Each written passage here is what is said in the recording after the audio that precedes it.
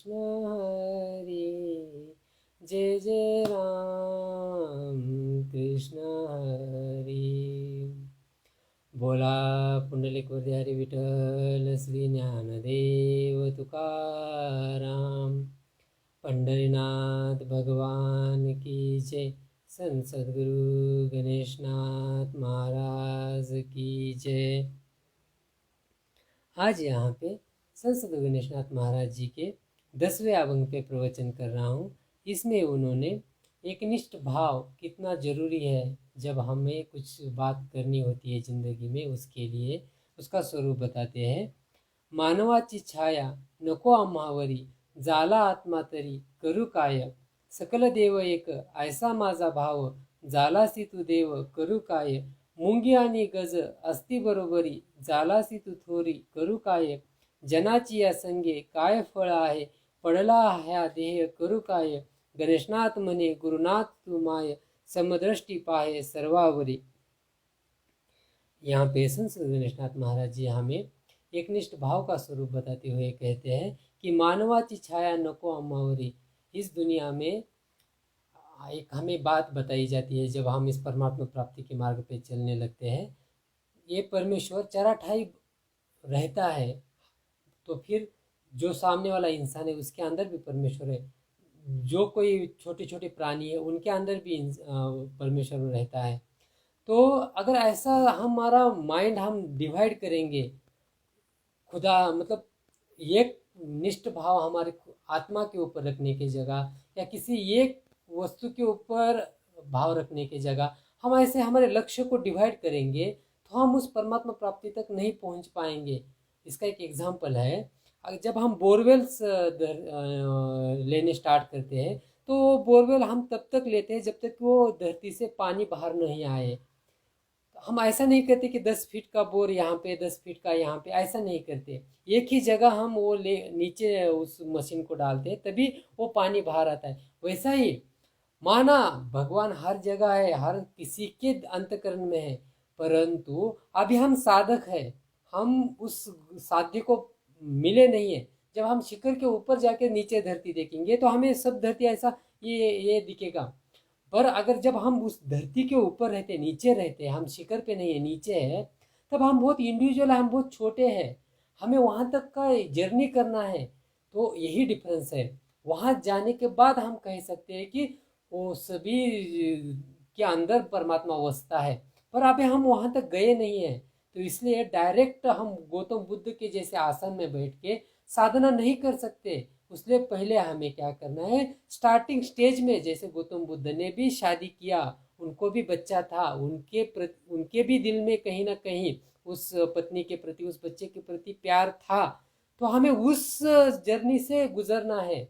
जब हम इस जर्नी से गुजरेंगे और एकनिष्ठ भाव उस परमेश्वर के प्रति रखेंगे, मतलब एक ही, तब हम उस शिखर तक पहुंचेंगे। इसलिए कहते कि मानवाची छाया नको हमारी जिंदगी में बहुत सारे लोग हैं, तो हमें सबके ऊपर परमेश्वर है ऐसा बोल के हमारे मन को डिवाइड नहीं करना है।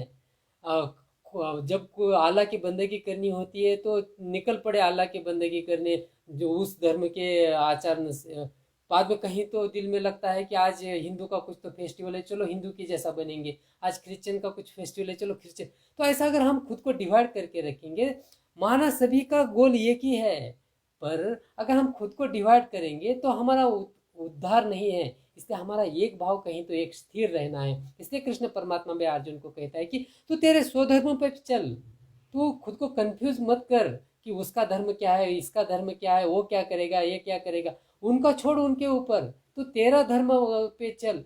और ये ऐसे चलते टाइम तू किसी दूसरे को दोषण भी मत दे, मतलब उसका अच्छा नहीं उसका बुरा। ये कब होता है, जब हम दूसरों को देखते हैं, पहले ये दूसरों को देखना ही छोड़। यही बात है, जब हम साधक स्टेज में रहते हैं स्टार्टिंग पे, तो हमें खुद के धर्म पे चलना है, खुद के विचारों पे चलना है। जाला आत्मा तरी करो का, दूसरों के अंतकरण में भी आत्मा है, तो मैं क्या करूं, पहले मुझे तो आत्मा देखने दो, मेरा खुद का तो आत्मा देखने दो, मेरा खुद का तो आत्म स्वरूप देखने दो, तभी मैं दूसरों का आत्मा देख सकता हूँ। संकट देव सकल देव एक ऐसा माझा भाव, झाला से तू देव करू काय। हिंदू धर्म में एक प्रचिति है कि 33 कोटि देव इस दुनिया में है, ऐसा बोला जाता है। तो क्या मैं अब 33 कोटि देवों की मूर्ति बना के सबकी प्रार्थना करने लगूं? ऐसे से हमारा उद्धार कैसे होगा? आप ही बोलिए। अगर मैं 33 कोटि देवों की आरती करने लगा तो मेरा भाव कहाँ एकनिष्ठ हो जाएगा? नहीं होगा। इसलिए आपला तो एक देव करुणे घ्यावा, ऐसे तुकाराम महाराज जी कहते हैं। बोले तो अलग अलग भगवानों की पूजा करने की जगह हमारा कुछ तो एक गोल बनाइए, हमें किसके जैसा होना है। जब हम ऐसा करेंगे, फिर वो चाहे राम हो या कृष्ण हो या फिर दोनों हो, पर दोनों के अंतकरण का एक शुद्ध भाव हमारा अंतकरण में रहना है। बोले तो राम जैसे एक वचनी और एक पत्नी रहे जिंदगी भर, कृष्ण जैसे स्वधर्म का पालन करते करते फिर चाहे वहां पे कुछ भी करना पड़े तो वो ये नहीं, उन्होंने एक सच्चा एक जिंदगी जीने का तरीका सिखा के चले गए। वो जिंदगी जीने का तरीका हम उनके नाम लेते टाइम अंतकरण में स्मरेंगे, तब हमारा उद्धार होगा। इसलिए अलग अलग देवों को भजने के, उनके अलग अलग देवों की पूजा करने से अच्छा है हमारा भाव कहीं तो एक निष्ठ रहना है। और वो सिर्फ नाम लेना बोल के नहीं, तो उसका स्वरूप, उसके गुण वो आचर के हमारे अंतकरण में वही गुण वही भाव आप हमारे अंतकरण में उतारना जरूरी है। सकल देव ऐसा माझा भाव, झाला से तू देव करू काय। तो ऐसे अनेक अनेक देव होने से मुझे क्या है? मेरा तो भाव मेरे पांडुरंग परमात्मा के प्रति है, जो 28 युगों से उस वीट के ऊपर खड़ा है इस भक्त के लिए। मुंग्या आणि गज अस्ति बरोबरी, झालासी तो थोड़ी करू काय। बाद में कहती कि एक छोटी मूंगी होती है, वो भी जिंदगी जीती है उसकी तरह से, उसी का छोटा ही जिंदगी है बट वो उसके तरह से जीती है। गज हाथी बहुत बड़ा है, वो भी उसी की तरह से जीता है। अब दोनों भी आत्मा है, तो मैं क्या करूं? इसका मतलब है कि मुंग्या आणि गज अस्ति बरोबरी, झालासी तो थोड़ी का। तो मैं अगर मेरे यहाँ पे ये एग्जाम्पल क्यों देते हैं, जब हमारी जिंदगी में कोई बड़ा व्यक्ति आता है ना, कोई राजा महाराजा या कोई मंत्री या कोई नेता आता है, तो हम उसको प्रणाम करते हैं। उसी जगह अगर कोई छोटा नौकर हमारी जिंदगी में आता है या कोई सामने से आता है, तो उसको बोलते कि चल उधर चल। तो ऐसा क्यों करते हैं हम?